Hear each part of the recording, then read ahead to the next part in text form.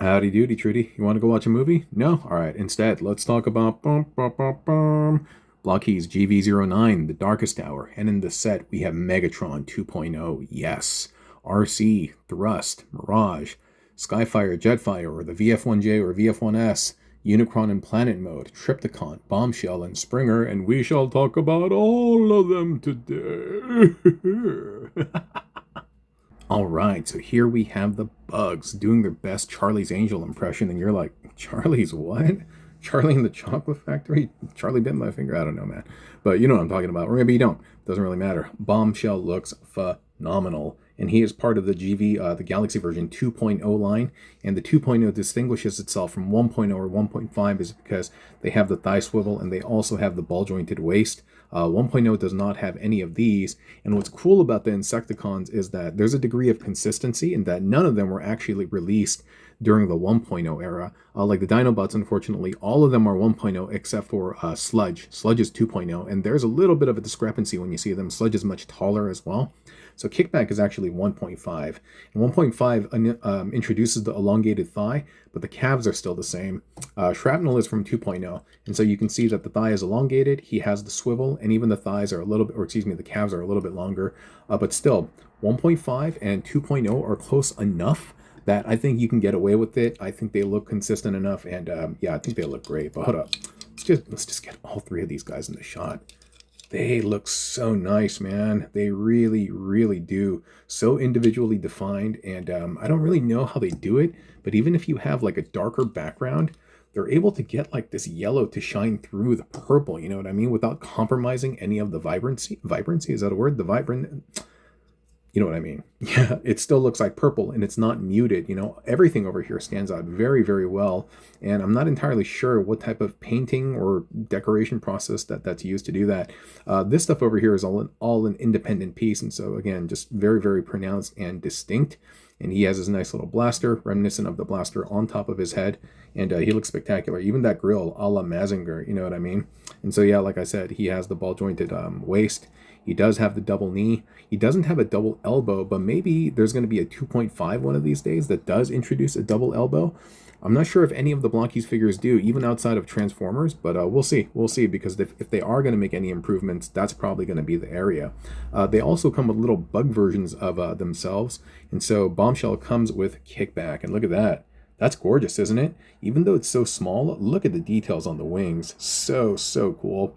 You know, Blokees does a really incredible job of like giving you the best bang for your buck, if you will. That's one of their value propositions. We're going to give you a good price, lower the barrier to entry, and we're also going to give you a high quality product that you deserve. And yeah, this came with Shrapnel. And then the Shrapnel baby piece, this guy, he came with Kickback. And so now when you collect all three of them, you have all six of them. And so you can either pretend that it's them in their alt modes, or you have a swarm of six. But man, they just look great. One more time. Let's bring them up to frame. Beautiful, beautiful, beautiful, beautiful, man. I'm so happy that we got these guys completed. I can't wait to see the Refractor or the Reflector brothers given the same treatment. All right, now we're taking a look at one of my favorites from the set, and that is Mr. Mirage. Dude, he looks phenomenal, and I'm so, so happy that he no longer suffers from human face syndrome. That was very, very present throughout both Autobot and Decepticon factions from V1.0. I mean, case in point, let me show you War Crimes Ratchet over here with the red crosses. He doesn't have this now, but he did before. If you look at the face, dude, homie looks like a cosplayer, you know what I mean? Even the proportions, because it's kind of chunky and stuff like that. It looks like a dude who showed up at a con, and no hate, I think it looks great, because if someone showed up at a con looking like that, I'd be like, bro, you outdid yourself. Let me take pictures with you, right? And so, yeah, this is actually 1.5. You can tell by the thighs, right? The same thing that I demonstrated with Kickback, and you can see that the human face syndrome is kind of going away, but when you look at 2.0, man, it's gone completely. And I'm wondering if 1.0 was supposed to kind of represent like what the cartoons look like, because in the cartoons, in the G1 cartoon, a lot of them just look like people, you know? And in the comics, the IDW universe, sure, they still look kind of like people, anthropomorphic, but they still retain what it is to look like a robot. And I think this right here is the perfect kind of like, it's the sweet spot for everything, you know? He has the iconic shoulder pauldron. It's too bad that they don't have the setanes, the setanes. I don't know how you pronounce that logo over here, but all the other stuff that we're familiar with Mirage's sculpt, they're all present. And same thing for the double knee. The forearms, the length, everything is still the same, but the placement of the port, they have them on the back. They used to have them on the side. And this nice independent like shoulder pauldrons moving around. Excuse me, losing my voice, still sick. Same ball joint, and I'm not going to go through all of that, but this is nice over here. I think it's really cool. I think it's actually an improvement over like some of the other folks who had shoulder blasters, like Sideswipe. And this actually is an independent piece that can be removed, so that's neat, dude. Like with the sound effect and everything. Nice blaster. And that's the thing, man. One of the things that I like really disliked about 1.0, I mean, I like them, but in terms of my chief critique was that too many of them had the human face syndrome. And homie's neck is kind of long too, you know what I mean? I can't wait till they revisit this guy. I just think he's a little, I don't know, man. You can really see the difference when you compare them to the 2.0 models. And again, everything. I hope they do a series refresh on all of these guys because, yeah. I mean, some of the guys with the visors, like Jazz, because it's hiding the majority of the face, I think it looked good. And Jazz is actually one of the nicer ones, especially with all the deep, beautiful detail over there. But coming correct is really 2.0. The blaster looks great. It's not... In 1.0, everybody kind of had this generic blaster. They did away with that. Now everybody has their iconic piece, iconic side weapon. This whole bit of the what is it, the sports car in the front. Great Autobot logo. And again, just getting all this detail to shine through on the darker blue. Beautifully done, man. I can't say enough good things about these guys. And yeah, it's going to be a bit of a glaze-a-thon, but it's because I think they deserve it. See, because I dunk on 1.0 when it's necessary, so I provide criticism when criticism is due, but also praise and glaze when it is due as well, and these guys totally deserve it. But let's move on to the next squad. All right, Unicron. In the previous set, we got the Unicron dome over here, and this was a work of art in my opinion. He has the yum, the chomping bit. He also has the face swap gimmick so that you can see the kind of interior, the interior sculpt behind the eyes and stuff, and it looks very skeletal. That looks nuts.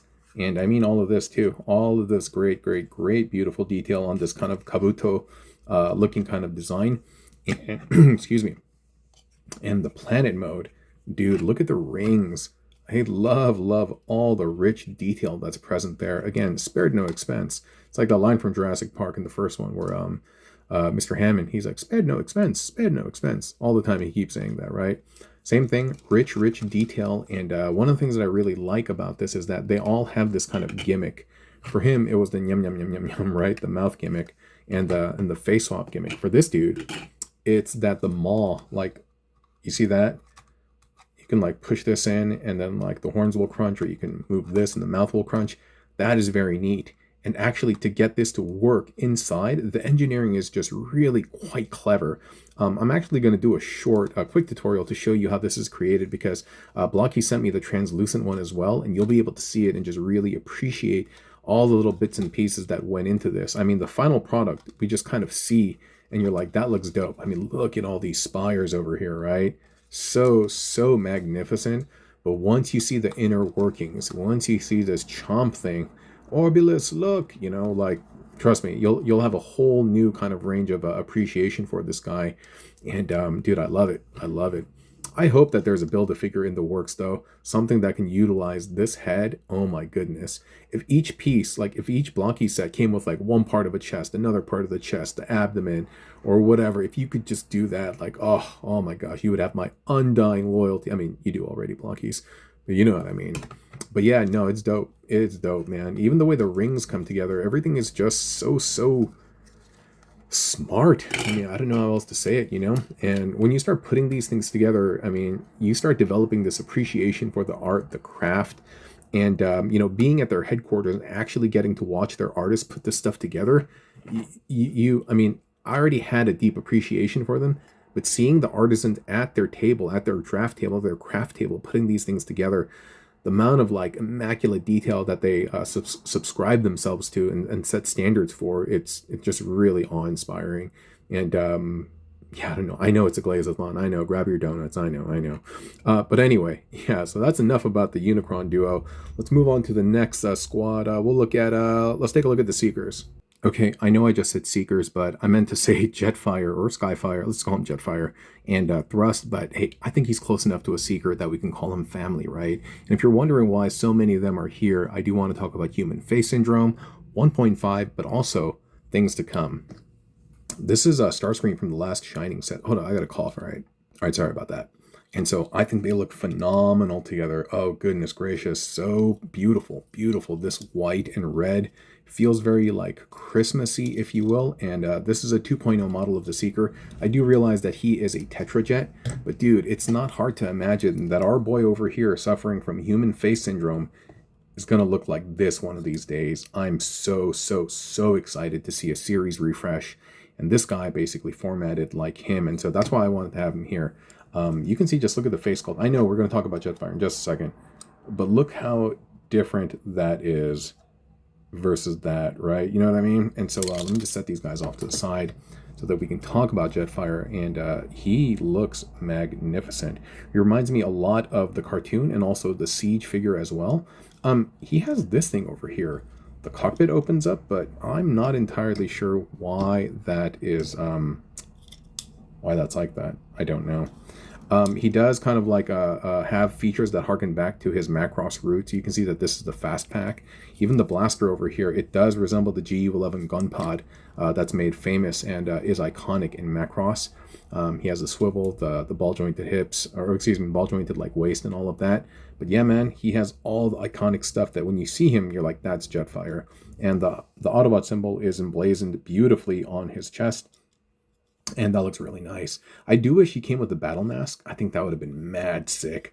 And that would have that would have made him even look more like a Valkyrie. But yeah, that's Mr. Jetfire for you. He looks beautiful though. Yeah.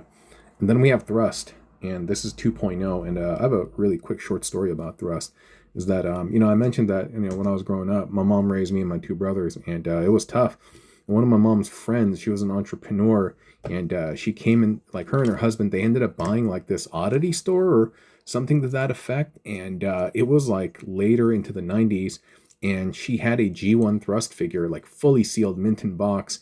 And she came over and she recognized that, I mean, I don't know, she must have understood something about collecting because she knew or she felt that it was going to appreciate. So she said, hey, I'm going to give you this thing. One day it's going to be worth a lot of money. Before she could finish the thing, I ripped the box open and she was like, okay, hey, toys are meant to be played with it. But yeah, I was just like, what, Transformers? And dude, I was in high school already, but I couldn't contain myself.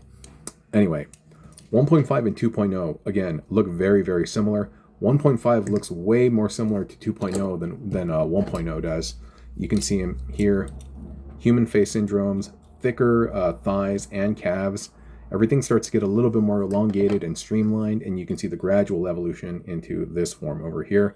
And again, it's not going to be a stretch to imagine this guy with this head sculpt to represent Starscream, Thundercracker, and Skywarp. And so I'm super excited about that. Dude, another thing I mentioned earlier is that I love when they're able to get on this darker color, they have the silver and purple shining through without compromising any of the vibrant details of that color. And even the cell shading over here, that yellow on top of the purple, not easy to do, to get a lighter color to sit on top of something darker, but yeah, man. And look at the rich details on the VTOL wings. That's nice, ain't it? That's super duper nice. And these are on ball joints over here. This is a unique joint, actually. It's a double ball joint system in that even the part that connects as a torso is a ball joint, and you can just snap that right in, man. Very, very nice. And the way they do the heads, of course, with the eyes being a separate piece. They don't have light piping. Some of them have the light up soul block, obviously, but a lot of them are just opaque plastic pieces, and it does the job very, very well. But yeah, man, really happy to see both of these guys, both who have some type of some memory, some fondness, some nostalgia tied in my life. Happy to see them in this set. And yeah, let's keep moving. All right, we're getting there. We're getting there, class. The 86 squad is coming together. So in this squad, we have Springer and Arcee. Previously, we got Hot Rod, and Rodimus is on its way. And brilliant. He's also part of the 2.0 line. Amazing details, deco, all that stuff shining through. And then we have Gnaw from a previous line as well. What's interesting is I feel like among all the bots, they should have kept this guy as a 1.0. I think he deserves to be a little bit more stocky than he is. I think his thighs should have been thicker. Maybe should have even been a defender character, but I digress. Here we have Mr. Springer, man, and he's glorious. I do wish he came with the blaster, though, because I think Springer not only has the blade, but he also has a blaster, right? That would have been pretty nice. What's really cool is that the hands and the thighs are a very, very unique color. They're like off-white with like a hint of avocado or green or something mixed in. They got it down perfectly, dude. I think they could have got away with it just being white or something, but nah, dude. They went all in. And it is the proper color, and I'm digging that. Noggin looks good. The shoulder pauldrons are nice as well. Feels very, very Springer-y. The shoulder pauldrons are one of the iconic pieces. And of course, you can see the front of the car, the hood of the car represented there, and the back part of the helicopter. So the details on this are really quite immaculate. I do have Magnus, but currently right now he is involved in a BFC project, and so I can't really show him on screen at the moment. BFC stands for Blokees Family Creations, or Creator, and it's their customizing contest and stuff, and I'm entering a Magnus Centaur, and he's busy right now. He's in another shoot with another director. Anyway, here's Arcee. Obviously she's very, very different because she's like way more anthropomorphic, right? Way more human-like. And I would say she resembles more of like the Saint Seiya line or some of the Marvel lines, if you will, just in terms of the general architecture of the sculpt. What's also interesting is that she does not have a ball joint over here. It's the standard port and post that we saw in 1.0, which makes me feel that this is taken from a 1.5 architecture of one of their human models. Yeah, even like the way the legs work and stuff like that. It just reminds me of the Saint Seiya stuff and the Marvel stuff that I've assembled in the past. And it makes sense, obviously, because she looks like a human. Even like the face color and the bicep colors, those are very like pink human flesh colors. I feel like Arcee, it's supposed to be less peach and more pink, right?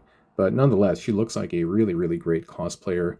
Again, the details, right? Deco and details, one of the hallmarks of the Blokees brand, that no matter like the size, big or small, they never, ever compromise on those values, those quality values, you know what I mean? Those quality pillars. And always so excited because you can have confidence in when you're picking up a Blokees figure that it's just gonna shine.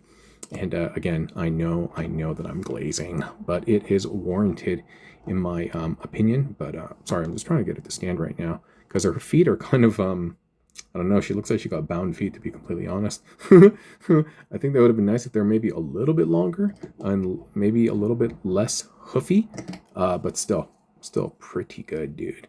I'm so excited. Eventually, I'm sure we're going to get a Perceptor. Hey, he has a wrong fist in here. It's the upside down. I'm sure we're going to get a Perceptor. I know Wreck-Gar has been teased, and so I'm pretty excited about that. I'm not sure if he's present in the next line, but yeah, I saw a picture somewhere. Either it was a leak or something, and so yeah, pretty stoked about that. And I think there was a Quintesson. Yeah, I saw a Quintesson at the partner conference, and who else? I'm sure we're going to get a Wheelie. I'm sure everyone's going to be there eventually. But anyway, 86 Squad coming together. All right, so here we have the tiniest of tyrants, of titans, so to speak, the tiniest city bots, Metroplex, and from this set we have Mr. Trypicon. Absolutely glorious, isn't he? We'll talk about Metroplex in just a second, but just looking at Trypicon right now, yo, iconic, has the look, totally has the look. You know, he's so chunky and blocky to begin with that it's not a stretch really to get him to look like this.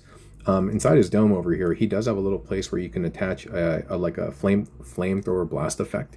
And another thing that's really interesting is his entire body, all of the limbs, including the head, are on the same size ball joints. So it kind of gets my head thinking about, like, is there something that I can do with this? The tail over here is also on a ball joint with a deeply recessed post threading out through it. And so I haven't really made an honest endeavor in trying to do something with him, but perhaps something in the future. Lots of great stuff to like about him. Like I showed you, the opening mouth. This over here doesn't move. That's static. I do dig this, the little thruster things on the back of the head. You do have the blasters that can move backwards and forwards, but the chef's kiss over there is actually the presence of full tilt. You can see full tilt on the chest, and if you actually pop this open, He's embedded in there as well. The only thing is he's not in purple, which would have been nice.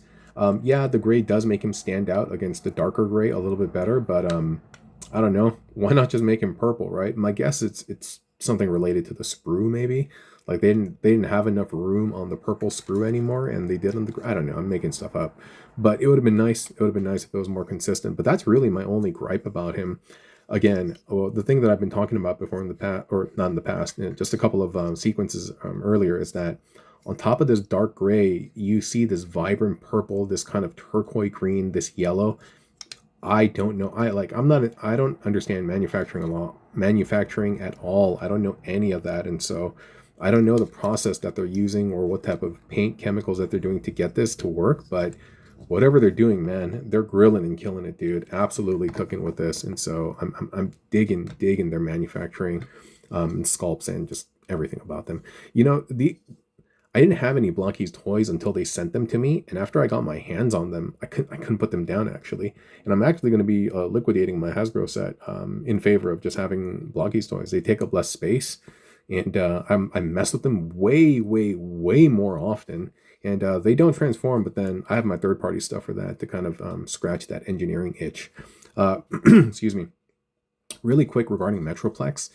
I do wish he had an equivalent for full tilt. He doesn't come with a scamper or a 6-gun, and it's unfortunate, man, because I don't know, man. Where's the parity? Where's the parity over here? And also, his forearms need to be longer. But other than that, him too. I love all the rich details in the shoulders and the thighs and stuff, and just great job. And you can see that behind this big leg design, yeah, he's still a Galaxy 2.0 figure, and you can see all of that. But no hate, just kind of describing. And again, also, he has that unique blaster that is very specific to Metroplex. I mean, that's 6-Gun's leg, I think, right? I think so. But yeah, really great that they came together. I hope they visit the other bots soon. I hope we get a Scorponok. I think we are getting a Scorponok, and that just means we're going to get a Fort Max at a certain point. But I think it would have been cooler if we got these in Action Edition sets. That would have been mad sick. Because then you get the scale and the complexity behind it too, you know? And so maybe, we'll see. I was about to say something, then, I don't know, I had a brain fart. And yes, my friends, I have saved the best for last. All hail Megatron. Every knee shall bow and tongue confess. Yes, Megatron is Lord. Wow, look at that. Absolutely beautiful. Amazing. And look at this. Compared to the 1.0 version, human face syndrome, right? Looks like a guy cosplaying. No hate, but I'm just kind of describing what I see. The chest doesn't feel authentic. That does. Look at the ribs, the big difference over here. Chunky thighs. Megatron is not really known for chunky thighs or legs. In fact, they're quite streamlined. And so this is almost a betrayal. And again, it's a cosplayer outfit, and I'm fine with that. But this right here is how he should have looked from the jump. And I'm so happy that we have Prime in 2.0. And of course, Megatron comes with this beautiful sword, by the way. But yeah, we get Prime in his 1.0, but we also get Megatron in his 2.0. Even the back, the way this looks, the first one, it's completely designed differently. You can see that there's a seam going across. Nope, not here, dude. One entire nice piece. And so even the joints, dark joints over here at the knees, even the biceps, you can see the biceps are red versus just gray underneath that bit. And yeah, he had a time and place where he was great. But man, dude, get the cup out of the way, dude. This guy is absolute peakdom. Look at that face. Slight little smirk. Oh, so good. My favorite from the set, but by far. I mean, I like Mirage. I like all of them, actually. But him, like, I have a special place in my heart for Megatron. Like, the whole peace through tyranny, dude, I get it, man. For me, when I hear that, it's not about subjugation or anything. It's just about tough love, dude. It's like, I can't trust you to make your own decisions, and so I'm going to do it for you. Maybe I'm projecting. Maybe I'm not. Who knows? But I've always vibed way more with the Decepticon cause than I have. And, you know, I'm sorry, dude. I'm a Decepticon at heart. I'm not an Autobot. Fooled ya. But anyway, he's so good. And I think this blaster came with him. Or not. But one second. By the way, I just realized that my microphone has been off. Either it's been off or it died midway. Either way, I'm looking at the light right now. And so there might be some audio inconsistency between the beginning and the end of this video. Or the whole thing is just shot with me just talking into the phone. So whatever, dude. So be it. But like I was saying, yeah, he is my favorite from the set.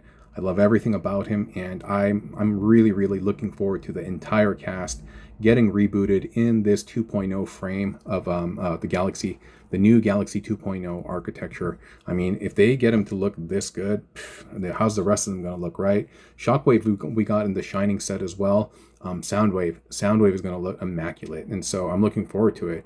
But yeah, man, that's been me, that's been you, that's been GV09, and I appreciate you spending time with me. It's been a bit of a long one. I hope you enjoy yourself, okay? I will talk to you soon.